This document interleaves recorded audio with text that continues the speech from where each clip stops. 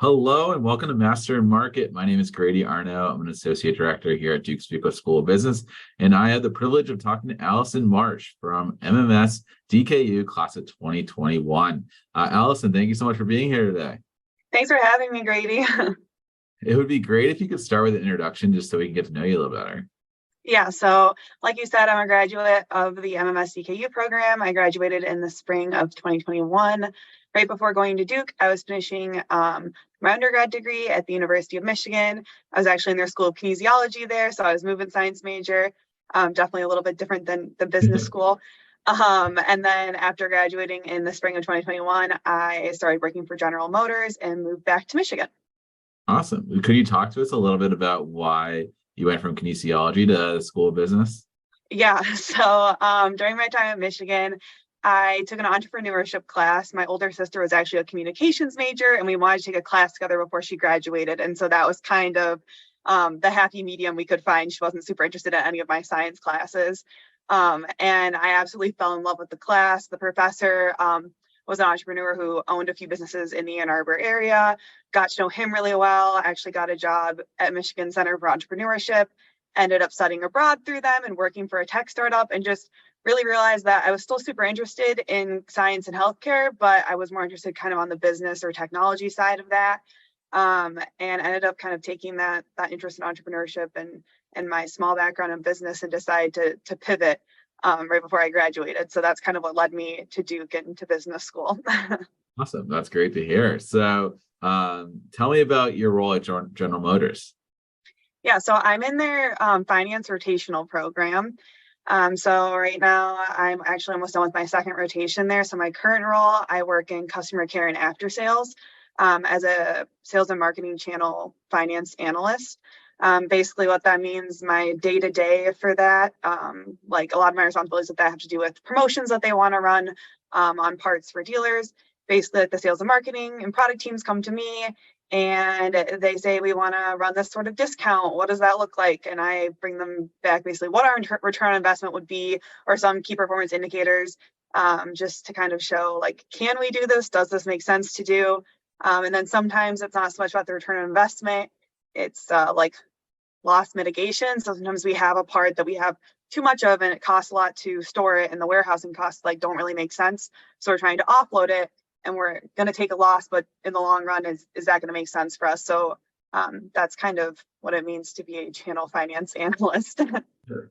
Yeah, that's perfect. So you're in the financial rotational program. What's that look like? How many rotations do you have to do while you're in the program?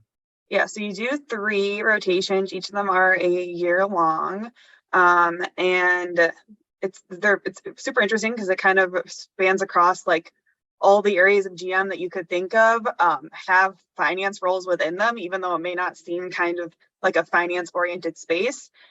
So that's kind of nice. You get to touch very different areas of the business. My first role was in price product cost optimization in the global product supply chain, like overall umbrella group.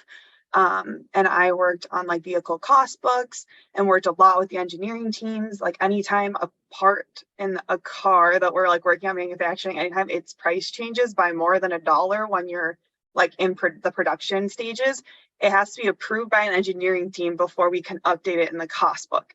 So if you think about how many parts go into a car, that includes like every nut and bolt and everything like that. It was a super interesting role, and I got to like really get to know kind of the like automotive industry on like on the vehicle standpoint, like which is very interesting for my first role. And I really liked getting to work with the engineering team because they definitely like look at the vehicles and look at the cars in a way that the rest of the company doesn't necessarily like see on a day-to-day basis. And then like this current role, I work in after sales. So I really don't keep up too much with like, other than what I see in the news and I hear at like company old people meetings, I don't keep up that much with like the current lineup or like new vehicles that are coming to market because I'm dealing primarily with older vehicles. Like if you're trying to get your air conditioning replaced or an air filter replaced, it's probably not a brand new vehicle that you've bought. So I deal a lot with warranty claims and things like that. So it's a completely different side of the business, which has been really nice. And even the finance that I'm doing has definitely changed a lot between the 2 roles. But you really do get to see kind of what it takes for a large scale company like this to run. So Yeah. Do you know what your next rotation is going to be? So this week I actually have to send in my preferences for that. So we get to Okay. choose like 3 areas that we're kind of interested in, which is a cool way to do it because it kind of lets you see like what space you want to be in next, but not necessarily choose your role because each of them have like different finance functions within them. So I'll find out in the next month or so, but it'll be Very definitely cool. interesting to see. Yeah. As you were talking about your role at General Motors, it sounds like you have a lot of different priorities going on. So how do you manage everything that you have on your plate? Yeah, so with my current role, on top of kind of the day-to-day stuff that I mentioned earlier with running business cases for promotions and things like that, I also have month-end reporting responsibility and mid-month reporting responsibility that's kind of outside of what like my desk title or whatever would normally contain. So I do I do all of our like warranty actual reporting at the end of the month. And so like learning how to say no when requests come in for like my normal day-to-day job when it's a month end week was something that I didn't really pick up on early on in the role. Because my last role, I kind of got to plan ahead of time and make the schedule myself and choose when cost books would be open and when I was going to have time to talk with the engineering team. And this role is very different from that. It's very reactive. And so I had to learn early on, like block off your calendar for that week. Don't let anyone schedule a meeting to try to run a business case when it's month end and you're trying to close all these reports. And then my mid-month, I do a lot of credit processing. Same idea. I've had to learn to like block off my calendar, or if I talk to someone and they have a request, we try to say like expect 2 weeks to hear back from finance and get a case. And all of our business partners don't always necessarily like understand that. And so it's been learning to, like I said, say no, and then also reach out to my team and use other people on my team as a resource when maybe they don't have mid-month reporting to do. They might have time or availability to kind of help one of the product lines that I normally work on. So that's kind of been one of the main ways I've worked on balancing all the different priorities with this. It's just asking for help a lot and learning to say no when like your plate's too full. And I've only been on this team since August. Rotate out in a couple months again. I'll move again in August. But we've gone through like 2 different team restructurings and kind of org restructurings during that time. So that's kind of when your plate gets more full and you have to kind of learn how to balance things better. So I feel like I've learned a lot of those skills during this rotation for sure. Good. Well, that's good to know and good to have those skills, and being able to ask for help is huge. So having that skill set's great. So tell me how you decided to work for General Motors and what was your goal before applying to the program? Yeah, so I'm originally from Michigan, but I'd never really had any sort of interest in working in the automotive industry. Before I came to Duke, I actually worked for an automotive research institute in their bioscience department, though. I did research for them. So I'd never done something like this in the automotive industry. Wasn't even really sure I wanted to go back to Michigan when I was at Duke. And I was actually talking to my career advisor at Duke, Helen, and she was like, you should go to this coffee chat. I think it'd be a great fit for you because I had voiced to her that I really thought a rotational program was the right fit for me. Because I still didn't know what I wanted to do. I kind of thought I wanted to be back in the healthcare space, but past that, I wasn't sure if it was consulting or marketing or finance. And I had kind of taken finance off the table because since I was at Duke during one of the COVID years, we had started so late that year. We like pushed the start date back. I hadn't taken a finance class and I was trying to apply for jobs. So I like hadn't considered it at all. And Helen was like, we have a lot of Duke grads like who'd gone through this program. You should go to the coffee chat and see what you think. And I got paired up with actually another MMS DKU grad. She had was on her third rotation at the time and was getting to work actually in one of GM's kind of entrepreneurial spaces.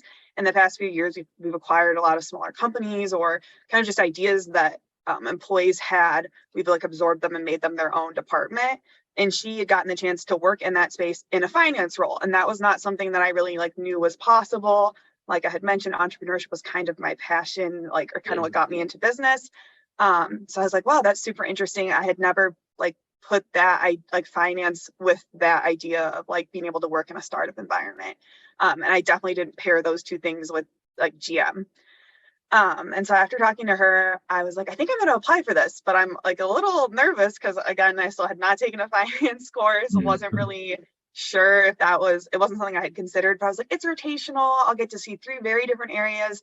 of the business. And so, yeah, I would say it was mostly that coffee chat and like Helen's encouragement that got me to apply for the job. It ended up being the only job I applied to in Michigan. Like I said, I wasn't sure if I wanted to go back. And when I got the job offer, I was just like, oh, I feel like this is too perfect. It's a rotational program. It's what I said I wanted to do. It's back home, which is nice. So yeah, that's kind of what led me there. It was a few like kind of interesting coincidences, I feel like, and it's definitely not something that I thought I was going to do. I had to explain to one of my interviewers during my technical interview at GM that I had not taken a finance class yet. When he asked me the first question, I was like, okay, this is what I think it is. I was like, I'm taking an accounting class though. And he was super nice and asked me a bunch of accounting questions instead, which obviously went well because I'm there now, but it was definitely an interesting recruiting process with them. Yeah, definitely. So what does your future goals look like? Do you see yourself after the rotational program staying at GM? What is your goals? What are your goals? Yeah, so in the short term, really excited to kind of like round out the rotational experience with my next rotation. Like I said, filling out preferences for that right now. So super excited to see what that looks like. And then in the long term, I can definitely see myself staying there. I really like GM as a company, and their company culture is really great. And I would specifically really like to get into kind of that startup space, whether it's not in a finance role. People rotate out of finance into other areas of business like quite a bit, or come from other areas of business into finance. We have a lot of people who are engineers, like by background in our finance group now. So there's quite a bit of movement within GM, and I think that potentially transitioning out of the finance space would be interesting to me in the future, and kind of getting into some of the startup spaces, or we have like a lot of very interesting groups that just revolve around like the electric vehicle future that we're working on. And that's super interesting to me because they kind of have like that startup culture, which I've talked to a handful of people that work there. My current advisor from my like rotational program is in that space. And it's something that's definitely exciting to me. So I feel like in the future, getting kind of back into that like startup mentality and finding, and maybe transitioning out of finance or finding some other like business function within GM would be exciting to me. Great. So you mentioned the culture being really great there. What is the office culture like, and how does it compare to any experience that you had prior? Yeah, so when I started at GM, I was supposed to have like a hybrid role. And my first team like never ended up going into the office at all. We were basically fully remote. And I was really nervous about onboarding in a remote environment, and like how do you make like how do you really get to meet your coworkers? Do you make work friends? Like how does that really work? And onboarding virtually was great. Actually, I really liked it. I've like learned that I kind of prefer that since I've been onboarded twice now, or trained twice, I guess, in the past 2 years. It's really nice to like be able to watch someone's screen on what they're doing, and then have your monitor like following along and not having to like peer over their shoulder or things like that. So I actually think it's made the onboarding experience like seamless. I had a really good time with that. And then this year, my new group has been trying to like actually push towards being hybrid if we can. So we try to go in once a week. And at first I was really dragging my feet on that because I was like, I can do my job virtually. Like I know I can. I've been doing it for 2 years, like virtually. I had been into the office twice in the whole like 1.5 years I'd worked here at the time when they were like, let's go back into the office. And I was like, I don't really know if I want to do that, but it's actually been really nice. I get to see like some of my other friends that are in the rotational program, like during lunch, even when I go in to see my team. The office is really just like, it's super nice. It's like wide open. It has all the co-working space, so you can choose your own like desk every day. And then there's rooms for like private meetings and things like that. We even have a room that has like the treadmill desk if you're someone that likes to walk and work. So that's actually been kind of nice getting to go in like once a week. We don't go in, we're doing month-end reporting, so it still like leaves a lot of flexibility. That's something that I really appreciate about like company culture as well.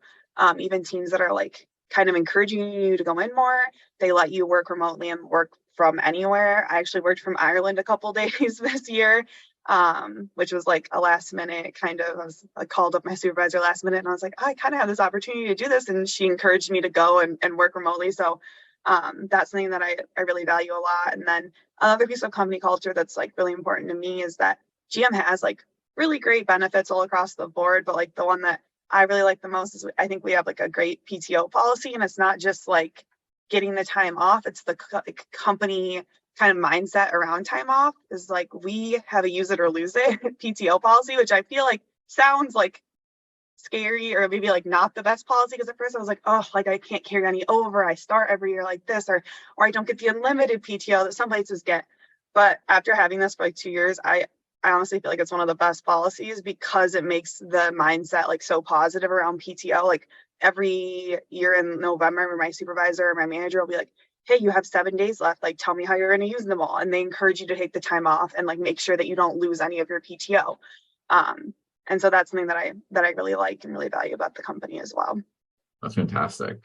What is one piece of advice that you'd give to someone that's thinking about doing a rotational program like yours? Oh, I think it's a great idea, especially if you're kind of unsure about what you want to do. Like, I still am not sure what area of GM is the most exciting or interesting to me, and that it's kind of nice though. I mean, I got to work a lot with engineering in my first rotation, and that's something that I actually think I'm going to try to do again in my third. Potentially, it's one of the preferences. I really liked getting to work with engineering groups.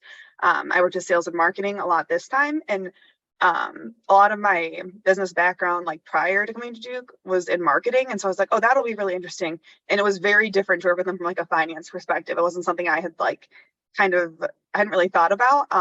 So that was definitely a cool different side of the business to see. So I feel like my favorite thing about them is that you just really do get such a wide array of like a really good background and everything, especially if you're working in a larger company, which I feel like they're the ones that tend to do these like rotational programs.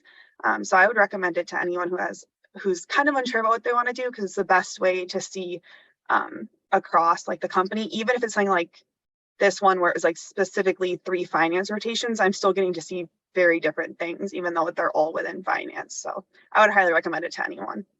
That's great. Well, thank you so much, Allison. Really appreciate your time and showing how you're a master in market with us today. So thank you so much, and I hope you have a great day.